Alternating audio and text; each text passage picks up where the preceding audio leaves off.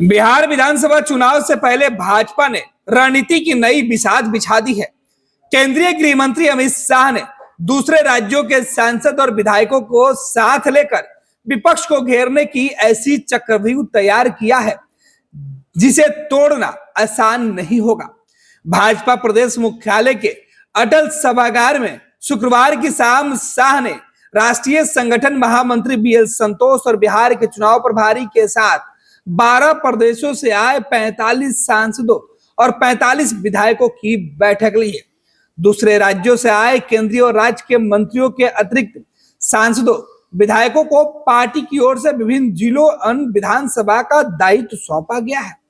केंद्रीय नेतृत्व की ओर से बिहार भेजे गए सांसद विधायक संगठनात्मक कार्यों में निपुण हैं।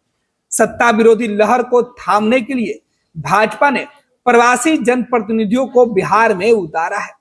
विभिन्न प्रदेशों से जनप्रतिनिधियों में राजस्थान, उत्तर प्रदेश, उत्तराखंड, छत्तीसगढ़, दिल्ली, गुजरात, हरियाणा, झारखंड, मध्य प्रदेश, महाराष्ट्र, उड़ीसा और जम्मू कश्मीर के सांसद विधायकों को शामिल किया है। बैठक में भाजपा के प्रदेश अध्यक्ष के अलावा बिहार के दोनों उप मुख्यमंत्री के साथ ही चुनाव प्रबंधन समिति के संयोजक, प्रदेश महामंत्री,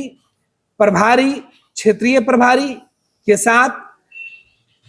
बेतिया के 10 सांगठनिक जिलों के कोर कमेटी के सदस्य भी बैठक में आए। इस बीच अमित शाह ने जो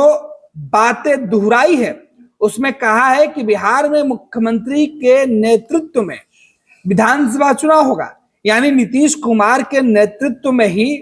एनडीए का चुनाव होगा और बहुमत के साथ एनडीए की सरकार बने, इस बात की पूरी कोशिश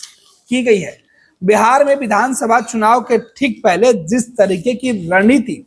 बीजेपी ने अख्तियार किया है उसे लेकर अब विपक्ष के भी कान खड़े हो गए। विपक्ष के नेताओं ने सीधे तौर पर तंज भी कसा है कि बिहार भाजपा में क्या नेताओं की कमी रह गई है जो दूसरे राज्यों से नेताओं को बुलाकर बिहार में चुनाव की कमान अमित शाह संभाल रहे हैं। खैर, आपको बता दें कि बिहार में चुनाव की सुगबुगाहट के बीच अमित शाह ने सभी पदाधिकारियों को निर्देश दिया है कि हर हाल में बिहार के अंदर एनडीए की सरकार बनानी है और सरकार बनाने के लिए नीतीश कुमार के नेतृत्व में ही चुनाव की पूरी कमान संभाली जाए और जन जन पहुंचाई जाए। इसके पहले अमित शाह पार्टी दफ्तर में देर शाम तक बड़े पदाधिकारियों के साथ बैठक करते रहे। नीतीश कुमार के नाम पर तमाम लोगों को यह मैसेज दिया जाएगा कि नीतीश कुमार ही चुनाव में चेहरे होंगे। भाजपा को यह बात अच्छे से मालूम है कि नीतीश कुमार के नाम के बगैर बिहार में चुनावी बैतरणी पार नहीं की जा सकती है। इधर बिहार में तमाम नेताओं की जो फौज भाजपा ने उतारी है, इससे विपक्षियों की सीधे तौर पर टेंशन बढ़ी हुई है। आपको बता दें कि बीजेपी हर बार चुनाव में बिहार के अलावा बाहर के नेताओं को भी बिहार में अलग अलग जगहों पर चुनाव प्रचार की कमान सौंपती है, लेकिन इस बार बिहार में हर हाल में एनडीए की सरकार बनाने के लिए और मिशन 2025 में 225 सीटों के लक्ष्य को पूरा करने के लिए अमित शाह ने 1 दर्जन से ज्यादा प्रदेशों से आने वाले विभिन्न नेताओं को बिहार की जिम्मेवारी सौंपी है और इसके लिए खुद अमित शाह उन तमाम नेताओं को लेकर बड़ी बैठक पटना में देर शाम किए और उसमें उन्होंने निर्देश दिया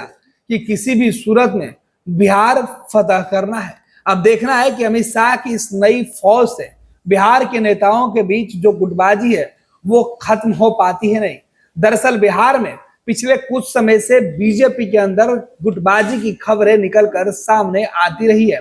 और इससे बीजेपी को काफी नुकसान भी कई जगह पर हो चुका है। यही वजह है कि इस बार बिहार के नेताओं से ज्यादा बाहर से आने वाले नेताओं पर भरोसा करके अमित शाह ने जो नई टीम